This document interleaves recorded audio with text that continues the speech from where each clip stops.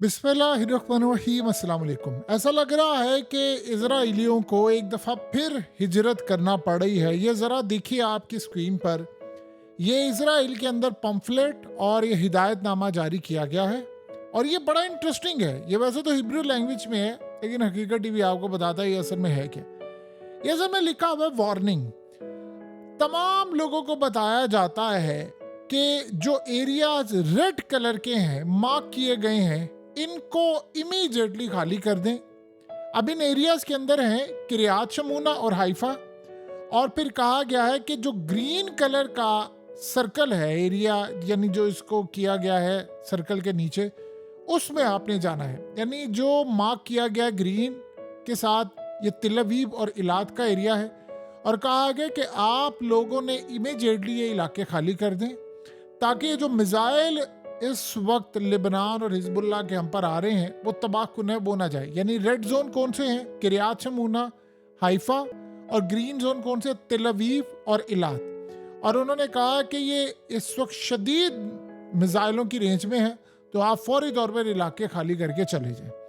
यानी ये इस वक्त इजराइल अपने शहरियों को कह रहा है कि आपके पास टाइम थोड़ा है, इलाके खाली करें और चले जाएं। अब आप जरा मनाजिर देखिए, जब फिजा में इस तरह बरसात हो रही होगी मिसाइलों की, तो जाहिर सी बात है फिर यही सूरत हाल होगी।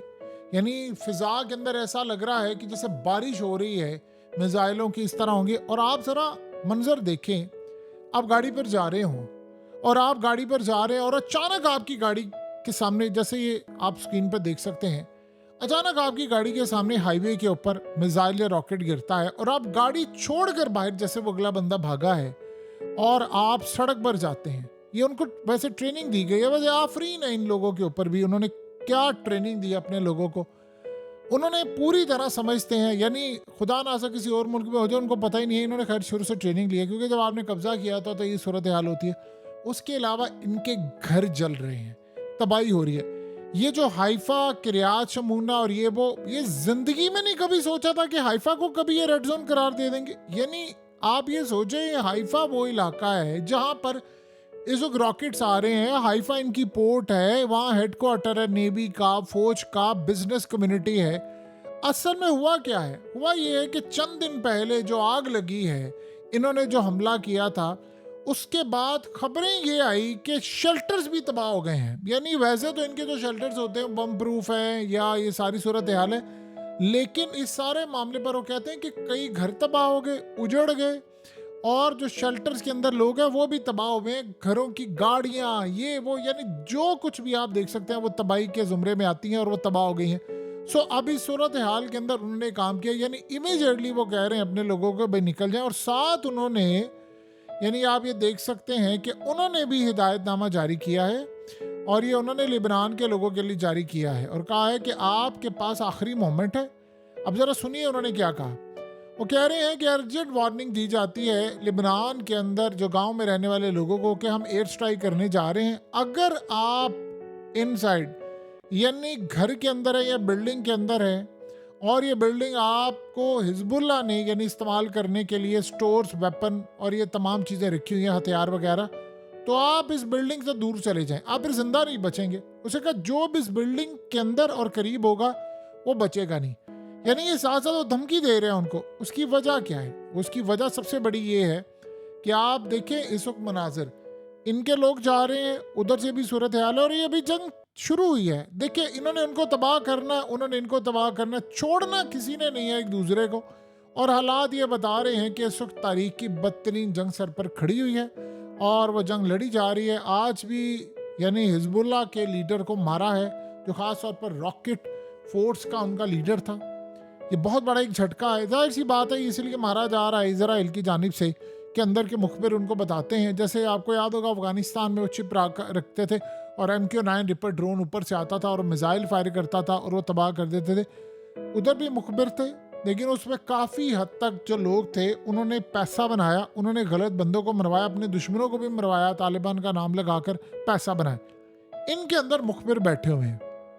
ये लिबनान याद रहे या हिजबुल्लाह या ईरान, ये जितनी मर्जी तरक्की कर लें, जब तक आप मुखबिरों को नहीं पकड़ सकते आप कुछ नहीं कर सकते। अब खबर ये आई है कि इन्होंने वहाँ पर जो अंदर कुछ मुखबिर थे उनको पकड़ लिया है।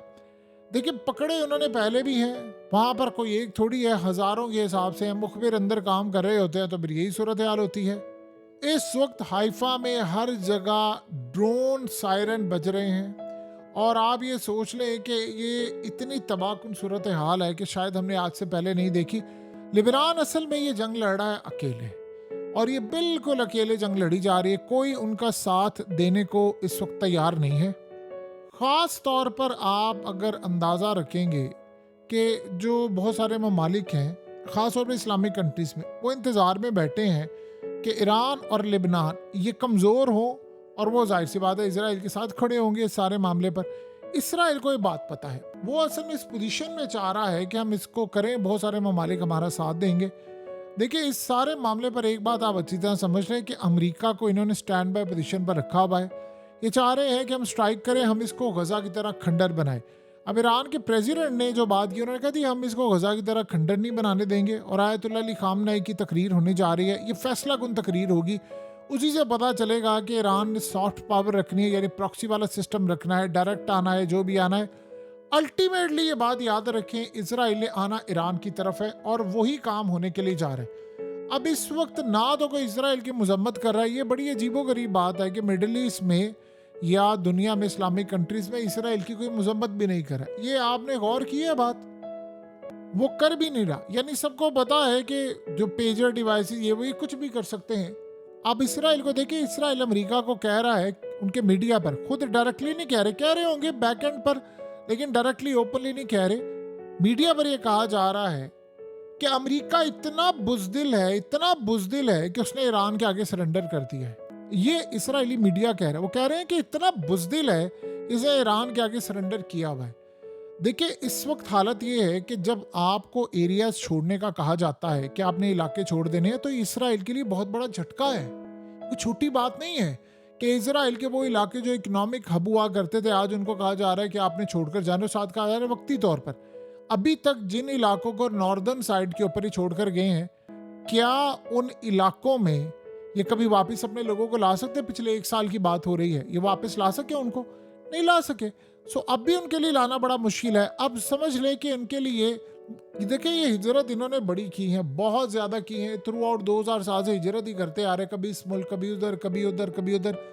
अब उनको इलाके छोड़ना पड़े, ये आसान नहीं होता। जाहिर सी बात है, अगर लिबनान के लोग गाड़ियों में जा रहे हो, लंबी लाइनें लगी हुई हैं और वो गुस्से में है, नफरत ज़दा है, तो ये भी सूरत हाल उनके लिए कोई ठीक नहीं है। असल मसला ये है कि इसराइल के ऊपर देखिए, जब ये जितना उनको खंडर बनाने की कोशिश करेंगे, उनको पता है कि इन्होंने गजा का क्या हाल किया है, और ईरान भी अब फैसला कुन मोड के ऊपर है। उसको पता है कि अगर इन्होंने लिबनान को इस दफ़ा किया, फौजें वहाँ दाखिल की, तो ये बहुत तबाहकुन होगा, बड़े लोग मरेंगे। तो वो भी अब लड़ाई के मूड में फैसला कुन है। देखिए इनका जो असल एजेंडा है इसराइल का, वो बड़ा है। उन्होंने अभी यहाँ, इसके बाद ये लड़ाई यहाँ नहीं ख़त्म होनी, ये तो अभी शुरुआत है, ये तो अभी जानी है मिस्र तक, ये तो इराक तक जानी है। ये आपके समझ से उर्दन को वो छोड़ देंगे, वो तुर्की को छोड़ देंगे। आप देखिए तो सही, अर्दोगान के साथ वो करते क्या है, वो तुर्की को यानी अर्दोगान को ये करेंगे कि वो सबसे पहले इसको नाटो से निकालेंगे, तुर्की को। अब आप सोचें इस सारे मामले पर, अर्दोगान ने तो कहा था कि भाई वो लेबनान के मामले पर मैं खड़ा हूंगा, तो भाई कहाँ हुआ आप? कोई नहीं बोल रहा। इनमें से सब देखिए उन्होंने किया क्या है, वो जो पेजर डिवाइसेस हैं और ये जो इन्होंने मोबाइल और ये सारा कुछ तबाह किया है, असल में उसके बाद सीन बड़ा अजीब हो गया। और ये ऐसा हुआ है कि हमने आज से पहले सिलसिला नहीं देखा, और सीन कुछ ये हुआ है कि पेजर डिवाइसेस जब से तबाह हुई हैं, उसके बाद से इलेक्ट्रॉनिक डिवाइसेस और ये तमाम चीज़ें सारे पैनिक में हैं, सबके पास यही है, तो किसी पे कुछ भी कर सकते हैं, लिहाजा कोई बोल नहीं रहा। सो अगले कुछ अरसे के अंदर हालात ये बता रहे हैं, चीज़ें ये बता रही हैं कि मामलात काफ़ी हद तक ये तबाहकुन होने जा रहे हैं। इजराइलियों को अंदाज़ा नहीं था कि एक वक्त आएगा कि हमें भी अपने घर बार छोड़कर जाने पड़ेंगे, क्योंकि अब जो मिसाइल आ रहे हैं वो उनके घरों को भी तबाह कर रहे हैं, शेल्टर से तबाह कर रहे हैं। आपको पता है कि कल इन्होंने 2 मिलिट्री बेसेस उड़ाई हैं इसराइल की, और दोनों के अंदर इनके फौजी जल गए हैं। और ये मीडिया के ऊपर इन्होंने बता रहे हैं जी जख्मी हुए हैं, कुछ की हालत सीरियस है, कुछ की फलाना। और भाई आपकी जब बेसिस पूरी की पूरी ज़मीन बोस हो गई हैं, तो ये क्यों नहीं आप बता दें कि वहाँ पर फौजी जो हैं वो अगले जहान में पहुँच चुके हैं। सो कुल मिलाकर जो सूरत हाल इस वक्त पैदा हो रही है इनकी, और ये मामला जो जा रहे हैं, ये असल में इंडिकेट कर रहे हैं कि दोनों साइड के ऊपर लड़ाई जो है वो उरूज पर जाने वाली है।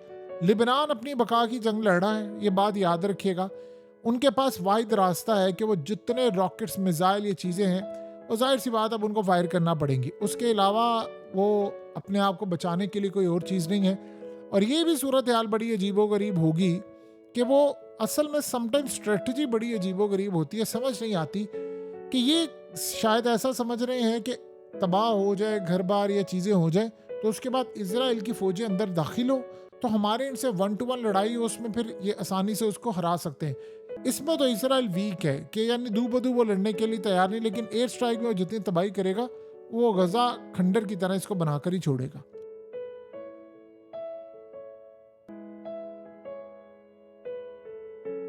हकीकत टीवी को सब्सक्राइब करना मत भूलें, वीडियो को लाइक करें, शेयर करें और कमेंट सेक्शन में अपनी राय का इजहार ज़रूर करें।